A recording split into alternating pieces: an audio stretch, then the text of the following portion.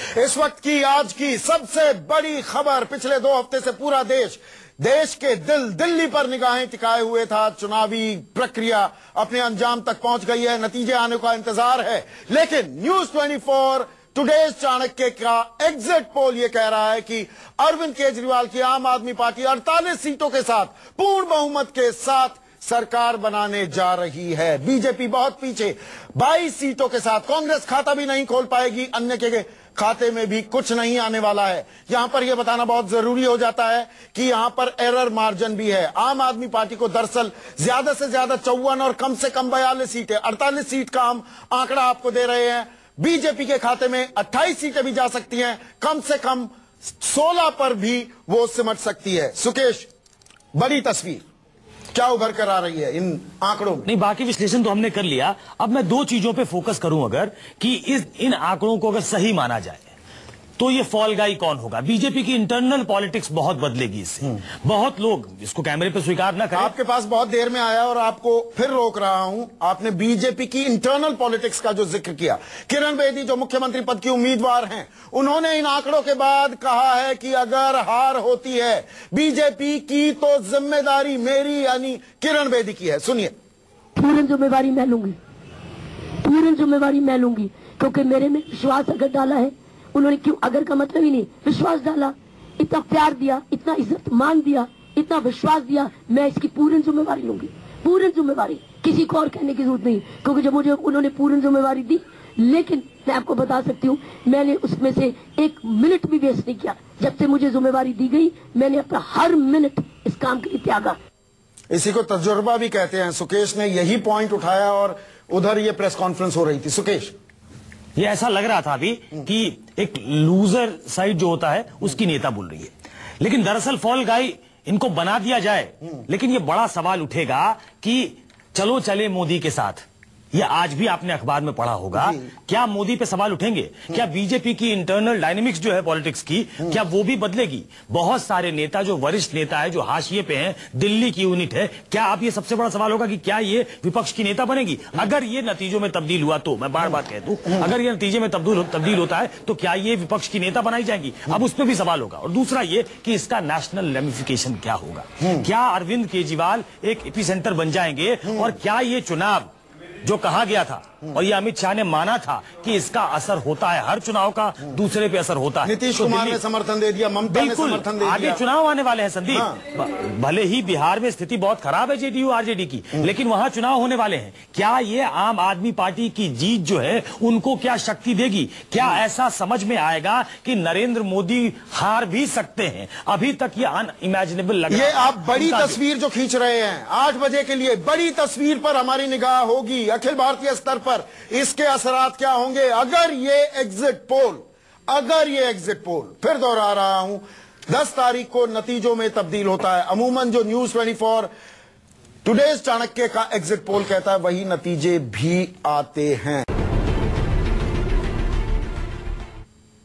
नमस्कार, मैं हूं संदीप चौधरी। जो दर्शक हमारे साथ अभी जुड़े हैं, आज की इस वक्त की सबसे बड़ी खबर देश के दिल्ली से आ रही है। न्यूज 24 टुडे चाणक्य का एग्जिट पोल आपके सामने है। सबसे भरोसेमंद ये एग्जिट पोल है और आम आदमी पार्टी को दिल्ली में बंपर बहुमत मिलने का साफ संकेत मिल रहा है। बीजेपी के खाते में 22 सीटें जाने वाली हैं, जबकि कांग्रेस खाता भी नहीं खोल पाएगी। लेकिन क्लियर कट विनर आम आदमी पार्टी, 48 सीटें, पूर्ण बहुमत मिलता दिख रहा है आम आदमी पार्टी को। बता दें ये एग्जिट पोल है, ये नतीजे नहीं है, 10 तारीख का इंतजार करना होगा। लेकिन देश को भरोसा है न्यूज 24 टुडे चाणक्य पर कि जो हम एग्जिट पोल दिखाते हैं, पिछली दफा जो तस्वीर दिखाई थी लोग सर खुजला रहे थे, कुछ हंस भी रहे थे कि अरे ये आंकड़ा क्या दिखाया जा रहा है, वही आंकड़ा नतीजों में भी तब्दील हुआ था। आम आदमी पार्टी को 48 सीटें ±6 का एरर मार्जिन है, यानी कि 54 सीटें भी मिल सकती हैं और कम से कम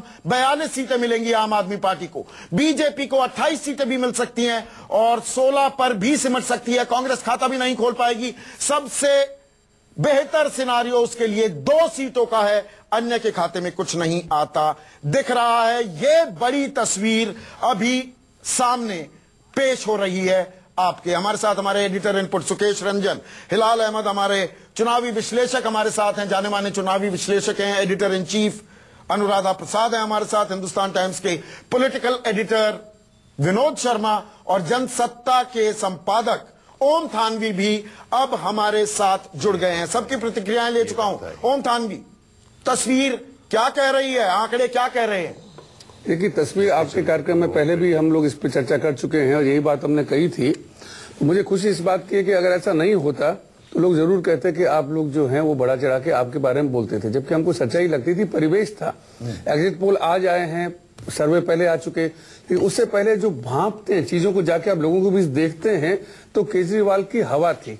और विनोद शर्मा जी यहाँ बैठे हुए, इनको पता है, एक बार मैं एक दूसरे चैनल पर साथ बैठे हुए थे, तो जब मैं ये बात कह रहा था तो इन्होंने मुझे बाहर आकर के कहा था कि थोड़ा सा लगता तो है, लेकिन आपने थोड़ा सा आवेश में कहा, हमें थोड़ा और इंतजार करना चाहिए। पर मैंने कहा चीजें आप लोगों के चेहरे पे पढ़ सकते हैं, लोग बदलाव चाहते हैं और लोग जो हैं, चूंकि नरेंद्र मोदी को बीच में उतार दिया गया है, साफ साफ आपको मालूम है, शुरुआत से और बाकी आखिर में आज के अखबारों तक में नरेंद्र मोदी की साख दांव पे थी, क्योंकि दिल्ली चले मोदी के साथ, और मोदी की साख जो है 9 महीने में काफी और यही पत्रकारिता का ये मूल मंत्र भी है ओम थानवी साहब, ना काहू से दोस्ती ना काहू से बैर।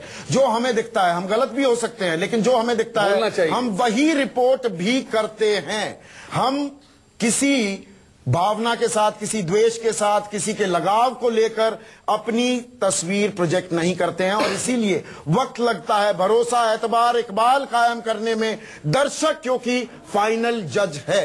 जो लोग अपना टीवी देख रहे हैं उन्हें मालूम है कौन निष्पक्ष है और कौन क्या कर रहा है। हमारे साथ आशुतोष भी जुड़ चुके हैं, आम आदमी पार्टी के दिल्ली संयोजक हैं। और आशुतोष, आप बहुत आजकल झगड़ने भी लगे हैं, आज शायद मुस्कुराने का दिन है। अगर ये नतीजे, अगर ये आंकड़े नतीजों में तब्दील होते हैं, आजकल बहुत आपका ऑडियो लेवल बढ़ने लगा है। नहीं संदीप, अगर आपको ऐसा लगता है कि मैं झगड़ने लगा हूं तो मैं आपसे और आप तमाम दर्शकों से मैं माफी चाहता हूं। कभी कभी जब आप जंग के मैदान में होते हैं, लड़ाई के मैदान में होते हैं, तो आपको अपनी आवाज ऊंची भी करनी पड़ती है, क्योंकि बाकी लोग आपकी आवाज को दबाने की कोशिश करते हैं। मैं कतई अपनी आवाज ऊंची करने के पक्ष में नहीं हूं, लेकिन हाँ, मैं आज भी आपसे कहूंगा कि आज एग्जिट पोल के नतीजे हैं, ये एक अनुमान है। असली नतीजे 10 तारीख को आएंगे, और 10 तारीख पर हम अगर इन सब चीजों पर बहुत गहन चर्चा करेंगे तो और मजा आएगा। लेकिन हाँ, जो रुझान है वो रुझान वाकई में संतोषजनक है। हम लोग जो उम्मीद कर रहे थे उस उम्मीद के मुताबिक है, और हमें लग रहा था कि हम एक बड़ी जीत की तरफ बढ़ रहे हैं, ऐसी हमें उम्मीद थी। और अगर ये नतीजे आ रहे हैं, अनुमान ऐसा बता रहे हैं, तो वाकई खुशी की बात है। आरती मेहरा भी बीजेपी के वरिष्ठ नेता हैं, हमारे साथ जुड़ चुकी हैं। आशुतोष, अगर हम बड़ी तस्वीर यहां पर खींचने की अब कोशिश करें, आपने ये कहा, और यहां पर मैं डिस्क्लोजर अपने दर्शकों को ज्यादातर जानते हैं, फिर भी बता दूं कि आशुतोष मेरे संपादक रह चुके हैं। हमने साथ साथ बहुत एंकरिंग की है, और आशुतोष इसी बात को लगातार कि नहीं, दोहराते रहो, ये नतीजे नहीं है, ये आंकड़े हैं, ये आकलन है, ये एग्जिट पोल है। लेकिन ये बदलाव कैसे आया? क्योंकि 8 महीने पहले आपके लिए अस्तित्व का, एग्जिस्टेंस का भी सवाल हो गया था। लोग आपको गरियाने लगे थे, लोग आपसे बात करने को तैयार नहीं थे, लोग कह रहे थे आप भगोड़ा हैं, लोग कह रहे थे आपने उम्मीदों पर पानी फेर दिया। वो बदलाव कैसे आया? कितनी मुश्किल डगर थी ये? नहीं संदीप, ये काम वाकई बहुत मुश्किल था, क्योंकि जून के महीने में, पार्लियामेंट के चुनाव के बाद जून के महीने में मुझे दिल्ली संगठन की जिम्मेदारी दी गई, और उस वक्त मेरे एजेंडे पे 2 चीजें थी। पहला ये था कि संगठन को बूथ लेवल तक किस तरीके से मजबूत करना है, क्योंकि हमारे पास वॉलंटियर फोर्स तो बहुत ज्यादा थी, बहुत ज्यादा वॉलंटियर्स थे, बहुत ज्यादा कमिटेड लोग थे, नौकरी छोड़कर लोग आए हुए थे, लेकिन उनको एक संगठन का स्वरूप देना ये बहुत बड़ी जिम्मेदारी थी। एक हायरार्की को क्रिएट करना, हर गली मोहल्ले के अंदर अपने वॉलंटियर्स को एक संगठन का स्वरूप देना, उनके अंदर अनुशासन की बात लाना, ये बहुत जरूरी। दूसरी बात, हमने ये भी तय किया था कि हम इस बार किसी तरीके के नकारात्मक प्रचार नहीं करेंगे, बल्कि सिर्फ और सिर्फ सकारात्मक प्रचार करेंगे। और 3 महीने पहले जब हमने दिल्ली डायलॉग नाम से अपना कार्यक्रम को शुरू किया, जिसमें एक्सपर्ट्स और सिटीजन के माध्यम से हम लोगों के बीच में जाते थे और अपने मुद्दों को उनके बीच में रखते थे, उनके रिएक्शंस लेते थे, और फिर उनके रिएक्शंस के आधार पे, उनकी सिफारिशों के आधार पे अपने मैनिफेस्टो को आगे बनाने का काम हमने किया। आपने कोर्स करेक्शन किया आशुतोष, आप ये कह रहे हैं, अगर मैं पलटकर आपसे ये कहूं आशुतोष, अगर मैं पलटकर यह कहूं कि 2013 में जो आपने तरीका, रणनीति अख्तियार की थी, एक एंग्री यंग मैन बने हुए थे अरविंद केजरीवाल, एक आंदोलनकारी की भूमिका में थे, पूरी व्यवस्था को धत्ता बताते थे। इस दफा एक मुस्कुराते हुए अरविंद केजरीवाल दिखे। तस्वीर भी पलट गई क्या? बीजेपी, प्रधानमंत्री नरेंद्र मोदी या किरण बेदी की बात करूं, वो एंग्री यंग मैन या एंग्री यंग वुमन की भूमिका में दिखे, आप मुस्कुराते हुए दिखे। ये एक डिलिबरेट स्ट्रैटेजी थी क्या आप लोगों की? नहीं, डेलिब्रेट स्ट्रेटजी में नहीं कहूंगा। हाँ, लेकिन एक सवाल हमारे मन में था, और जब लगातार ओपिनियन पोल्स आने शुरू हुए जून और जुलाई के महीने में, तो हमें एक चीज ने बहुत बड़ी सांत्वना दी। वो सांत्वना ये दी कि जो 49 दिन का अरविंद केजरीवाल जी का शासन था, उसको अप्रूवल रेटिंग बहुत हाई थी, 65 ऑन एन एवरेज 65% था। उससे हमारे दिमाग में बात यह आई कि लोगों को अरविंद जी का शासन, दिल्ली के अंदर आम आदमी पार्टी के शासन को लोगों ने पसंद किया। लोग इसलिए नाराज हैं क्योंकि हमने इस्तीफा दे दिया। हमें लगा कि यहां से हमारे लिए उम्मीद की किरण जगती है, और फिर हमने एनालाइज किया कि वो कौन कौन से मुद्दे हैं जिन पर लोग हमारे साथ जुड़े, हमको अप्रिशिएट किया। उन मुद्दों को लेकर उनको और एक बड़ा आकार देकर हमने लोगों के सामने अपना ब्लूप्रिंट पेश किया। और दूसरी बात यह थी कि हमने लोगों से कहा, यह वादा किया कि हमसे एक गलती जरूर हुई जो हमने इस्तीफा दिया, इस बार हम गलती नहीं करेंगे। इसलिए जो हमारा जो टैगलाइन बना, 5 साल केजरीवाल, बहुत सोच समझ कर हमने बनाया था। 5 साल केजरीवाल, यानी इस बार अगर आप वोट देंगे तो 5 साल के लिए आप एश्योर्ड रहिएगा, हम कहीं जाने वाले नहीं, दिल्ली के अंदर गवर्नेंस करके दिखाएंगे। पर जो आदर्शवाद की आप राजनीति की बात करते थे, उसमें भी कुछ बदलाव दिखा है। आशुतोष, उससे जुड़ा मैं सवाल आपसे पूछूंगा कि आप खांटी राजनीतिक दल बन गए क्या इस चुनाव में? आरती मेहरा, मैं आपसे ये जानना चाहूंगा कि दरअसल 2014 में और 2014 के बाद भी जो 4 विधानसभा चुनाव हुए, महाराष्ट्र हो, झारखंड हो, हरियाणा हो, जम्मू कश्मीर हो, आप लोग एक पॉजिटिव एजेंडा के साथ जा रहे थे। आप लोगों की उम्मीदें, अपेक्षाएं बढ़ा रहे थे, उन्हें दिन बदलने के, बेहतर दिन लाने का वादा कर रहे थे। दिल्ली में दरअसल क्या चूक हो गई? मैं इस एग्जिट पोल के आधार पर यह सवाल पूछ रहा हूं। अगर यह नतीजों में तब्दील होता है, आप नेगेटिव हो गए, आप वो पॉजिटिव विकास के एजेंडे को कहीं भूल गए?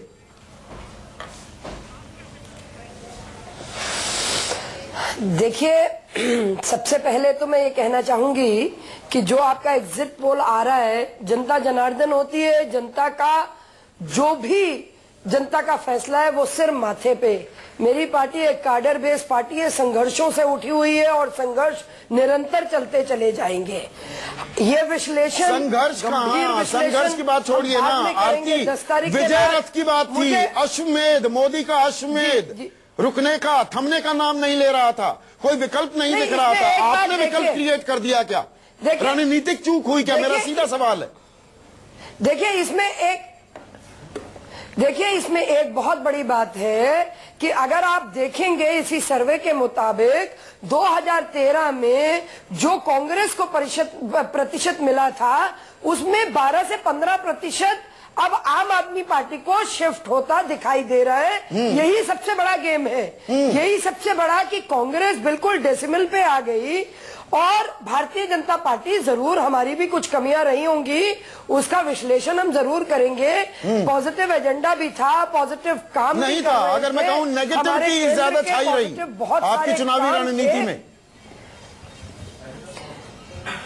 बिल्कुल, हम अपने 4 दीवारी में बैठ के अपनी नेगेटिविटी पे भी बात करेंगे, लेकिन पॉजिटिविटी को भी जनता के बीच में जिस पे काम किया, आप याद करें संदीप जी, आपके ही चैनल दिखाते थे कि नरेंद्र मोदी के काम से 65% देश की जनता खुश है।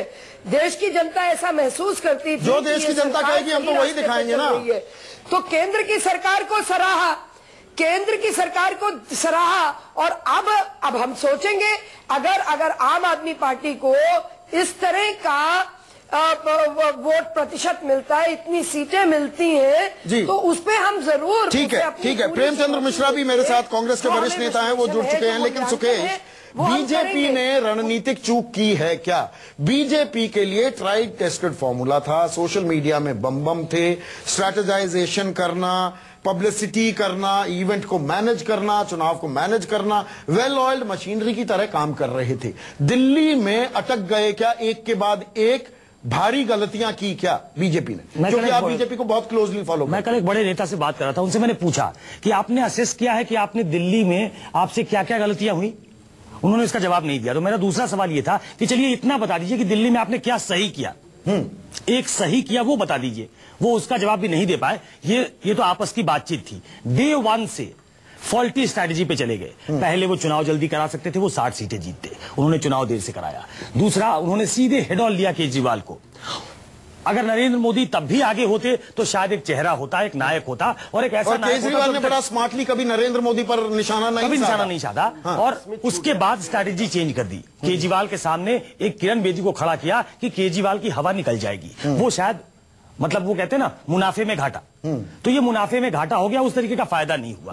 और एक बात, एक चीज में सुकेश जो कह रहे हैं, वो उसके साथ एक बहुत बड़ी पिक्चर जो उभरी है कि चाहे आप महाराष्ट्र देख लीजिए, या आप लोकसभा का चुनाव देख लीजिए, या आप इवन कश्मीर, जम्मू एंड कश्मीर का चुनाव देख लीजिए, वहां पर अब जो वहां की जो सरकारें थी वो डिफेंड कर रही थी और ऑपोजिशन में बीजेपी खड़ी थी। चाहे वो महाराष्ट्र में वहां एक 15 साल की एंटी इनकम्बेंसी थी। आप JNK में देख लीजिए, वही माहौल था। दिल्ली में हुआ क्या है कि दिल्ली जो है, चूंकि ये कैपिटल है, इसलिए केंद्र सरकार पर सबसे ज्यादा जो भी केंद्र सरकार करती है उसका तुरंत, उसका जो कहते हैं खामियाजा या उसका बेहतरी या उसका खामियाजा, दोनों दिल्ली में जो भी डिफेंडर होगा उसको झेलना पड़ेगा। और आज की डेट में उस डिफेंडर की भूमिका में बीजेपी थी, चैलेंजर की भूमिका में आम आदमी पार्टी थी। और यहाँ पर कहीं ना कहीं बचाव की मुद्रा में वो खड़े थे, शुरू से आक्रामक मुद्रा में थी। और कहीं ना कहीं जिन चीजों का इस्तेमाल बीजेपी ने बखूबी किया 2014 के लोकसभा चुनाव में, वही स्ट्रैटेजी आम आदमी पार्टी ने तो इंटरनलाइज कर ली और बीजेपी शायद उन बातों को भूल गई। ये चर्चा हम जारी रखेंगे एक ब्रेक के बाद भी।